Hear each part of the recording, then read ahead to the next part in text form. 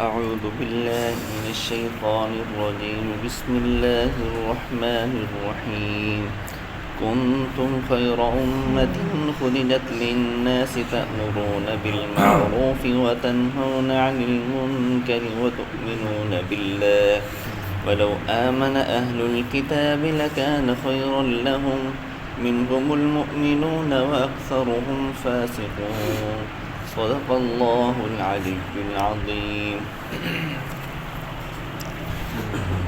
اس آیات مبارکہ کا شان نزول پچھلی آیاتوں میں گزر چکا ہے۔ شاید وہ واقعہ کچھ ذہن میں ہو، شماس بن قیس جس وقت یہودیوں کو 3 خاندان اور نصارہ کے 3 خاندان، مشرکوں کے 2 خاندان اوس اور خزرج، جب یہ لوگ اسلام کے اندر داخل ہونے لگے، پھر یہودیوں کا بڑے سردار شماس بن قیس نے شرارت کی، اوس اور خزرج کو دوبارہ پھر اس نے لڑائی پر ابھار دیا۔ تو اللہ تبارک و تعالی نے پہلے تنبیہ فرمائی ان یہودیوں کو کہ تم ان مسلمانوں کے ساتھ اس طرح کا کردار تم کیوں ادا کرتے ہو؟ جب وہ ایمان اور اسلام نہیں ہیں، اسلام کے اندر داخل ہو گئے ہیں، تم ان میں آپس کے اندر تم افتراق جدائی کیوں کرتے ہو؟ دوسری پھر تنبیہ فرمائی ان مسلمانوں کو کہ تمہارے اندر رسول اللہ صلی اللہ علیہ وسلم موجود ہیں، تم پر قرآن پاک کی آیات بھی تلاوت کی جاتی، تم پھر ایسا کیوں کرتے ہو؟ تیسرا پھر اللہ رب العزت نے ان کو حکم فرمایا جو ان کے علاوہ تیسرا گروہ تھا، جو ان کے خاندان میں سے تھا، نہ وہ لڑائی کی نہ وہ اس میں شریک تھا، لیکن وہ خاموش تھے، تو اللہ رب العزت نے ان کو بھی حکم فرمایا کہ تم ان کو دعوت دو للخیر وتؤمنون، ان کو تم بھلائی کی طرف تم بلاؤ، تم ان کو دعوت دو۔ تو اسی آیات کے اندر پھر اللہ تبارک و تعالی نے پھر ایک دعوت کے پھر ہمیں پیغام دیا کہ تم دعوت دو۔ کیا فرمایا؟ کنتم خیر امت۔ دیکھو، اگر کوئی بندہ ہمیں اچھے لقب کے ساتھ پکارے، اچھے نام کے ساتھ یاد کرے، ہم اس کا تذکرہ کرتے ہیں، یار وہ میری اتنی عزت کرتا ہے، میری اتنے عزت کرتا ہے، میری لاج رکھتا ہے، میرا پاس رکھتا ہے، اگر میرے کوئی دوست اس کے پاس جاتے ہیں تو میری کی وجہ سے ان کا احترام بھی کرتا ہے، تو پھر اس بندے کا احترام بھی ہمارے دل میں آتا ہے، یار جب یہ ہماری عزت کرتے ہیں کیوں نہ میں اس کی عزت کروں۔ تو اللہ تبارک و تعالی ہمیں کس نام کے ساتھ پکار رہے ہیں؟ کنتم خیر امتی۔ اس سے پہلے امتوں کے بارے میں اس طرح کے الفاظ نہیں فرمایا، ہمیں فرمایا تم بہترین امت میں سے ہو۔ اور ہم اپنے اندر بھی دیکھیں ہم کیسے بہترین کام کر رہے ہیں، ہم کون سے ایسے اچھے کام کر رہے ہیں۔ اللہ تبارک و تعالی ہمیں حکم نازل فرمانے کے بعد کتاب بھی دی، اس کے اندر بھیجنے سمجھانے والا معلم رسول اللہ صلی اللہ علیہ وسلم بھی بھیجا۔ ہم کتنی خیر کے کاموں کے اندر ہیں، ہم کون سا اللہ رب العزت کا حکم کام کر رہے ہیں، کون سے حکم کی تکمیل کر رہے ہیں، کون سے اچھے کام کر رہے ہیں جو ہمیں خیر امت کہا جا رہا ہے۔ تو ہمیں کیا فرمایا؟ خیر امت، نیک یہی امت ہے جو بہترین سب سے بڑی امت ہے۔ اخرجت للناس، آج ہم اپنا سوچتے ہیں ہمارا فائدہ ہو، دوسرے کا کبڑا ہو جائے، ہمیں کوئی پرواہ نہیں ہے۔ یہاں اللہ رب العزت کیا فرمایا ہے کہ اخرجت للناس، تم بھیجے گئے ہو دوسروں لوگوں کے لیے، اپنے لیے نہیں، اپنے فائدے کے لیے تم نہیں بھیجے گئے، یہاں اس دنیا میں تم بھیجے گئے ہو دوسروں کے فائدے کے لیے، دوسرے کی ہمدردی کے لیے، بھائی چارگی کو قائم کرنے کے لیے، آپس میں قرابت کو جوڑنے کے لیے، توڑنے کے لیے تم بھیجے نہیں گئے ہو۔ اپنا مفاد تم اس دنیا میں کچھ نہیں کر سکتے۔ اگر تم دوسروں کا بھلا سوچ کر آؤ گے، کل جنت میں تم اپنا دوں گا، پھر تمہیں اپنا مقام حاصل ہوگا۔ کیا فرمایا؟ اخرجت للناس، تم نکالے گئے ہو دوسروں کے لیے۔ کس چیز کے لیے؟ کس چیز کے لیے تم نکالے گئے ہو؟ تأمرون بالمعروف وتنہون عن المنکر، کیونکہ جو اللہ تبارک و تعالی نے یہ فرمایا نا، وہ اخرجت للناس، تم بھیجے گئے ہو دوسروں کے لیے۔ پہلی امت کے اندر یہ کام نہیں تھا۔ پہلی امت میں چند ایک افراد مسلمان ہو جاتے، 10 12 18، کیونکہ آپ صلی اللہ علیہ وسلم کو جس وقت اپنی امت کو پیش کیا گیا تو سب سے زیادہ امت آپ صلی اللہ علیہ وسلم کی تھی، تو آپ صلی اللہ علیہ وسلم بڑے خوش ہوئے کہ میری امت سب سے بہت زیادہ امت ہے۔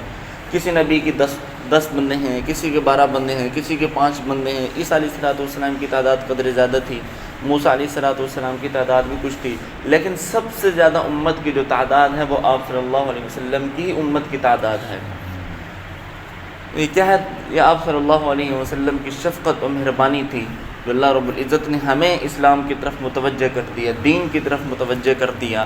تو پہلے امت میں یہ تھا کہ ایک نبی آتے، ان کو تبلیغ کرتے، وہ نبی چلا جاتا، پھر امت کے اندر بگاڑ پیدا ہو جاتا، فاسد بن جاتے، شرک کرنے لگ جاتے، پھر وہ اپنی بدعات رسومات میں پھر وہ شروع ہو جاتے، پھر ان کی اصلاح کے لیے اللہ تبارک و تعالیٰ دوسرا پیغمبر بنا کر پھر بھیجتے، پھر دوسرا پیغمبر ان کی اصلاح کرتا، ان کو تبلیغ کرتا، پھر اگر وہ چلا جاتا پھر ان کا بگاڑ آتا، اس طرح یہ سلسلہ چلتا رہا۔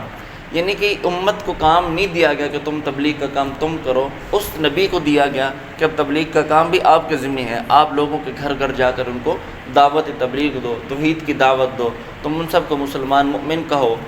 لیکن آپ صلی اللہ علیہ وسلم کی امت کے لیے اللہ رب العزت نے ایسا پروانہ، ایسی عظمت عطا فرمائی کہ تم امت بھی نبیوں والا کام کرو۔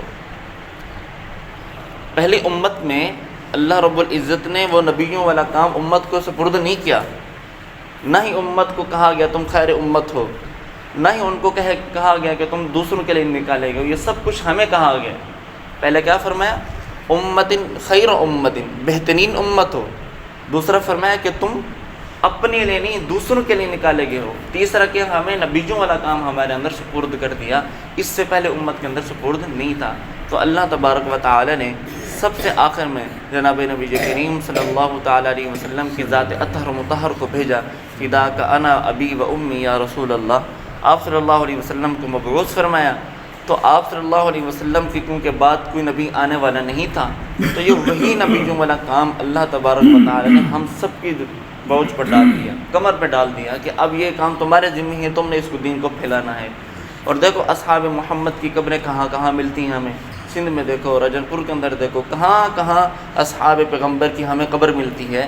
اس سے یہ معلوم ہوا کہ یہ لوگ صرف مدینہ منور تک نہیں تھے، بلکہ دین کی اشاعت کے لیے، تبلیغ کے لیے دنیا کا ایک ایک کونا پھیرے لوگوں کو محمد الرسول اللہ کا دین پہنچایا، حق ادا کر کے گئے۔ پھر اللہ رب العزت نے ہر ایک امت کے سپرد کر دیا۔ پیچھے ہم نے کیا پڑھا تھا؟ ہاں، وَلْتَكُمْ مِنْكُمْ أُمَّةٌ يَدْعُونَ إِلَى الْخَيْرِ وَيَأْمُرُونَ بِالْمَعْرُوفِ۔ اللہ رب العزت نے فرمایا کہ میں نے تم میں سے ایک ایسا گروہ پیدا کر دیا جو اس بھلائی کے لیے مقرر ہے۔ تو اس بات سے یہ معلوم ہوا کہ دعوت و تبلیغ کا کام بھی علماء اور سمجھدار لوگ کریں، جو حلال لوگ نہ کریں، جاہل لوگ نہ کریں، بلکہ علماء اور سمجھدار لوگ یہ دعوت و تبلیغ کا کام کریں، کیونکہ یہ فرض کفایہ ہے۔ تو اگر ایک کام کرنے سے محلے کے جو لوگ ہوں گے وہ گناہ سے بچ جائیں گے، یہ فرض کفایہ ہے۔ تو اللہ رب العزت نے کیا فرمایا؟ وَتَأْمُرُونَ بِالْمَعْرُوفِ وَتَنْهَوْنَ عَنِ الْمُنْكَرِ، تم نیکی کا حکم دو اور تم ان کو برائی سے روکو۔ اب یہ والا کام، نیکی کا حکم دینا، برائی سے رکنا، ہر ایک بندے کی ذمہ ہے۔ اگر اس کو دین کی اچھی بات پہنچی ہے دوسروں تک پہنچائے، بلغوا عنی ولو آیہ، دوسروں کو سمجھائے بھائی نماز اس طرح پڑھنی ہے، نماز پڑھی کرو، نماز ہمیں اللہ پاک کا قرب ملتا ہے، نماز کے اندر سکون ملتا ہے، ہم مسلمان ہیں، ہمیں کلمہ بھی آنا چاہیے۔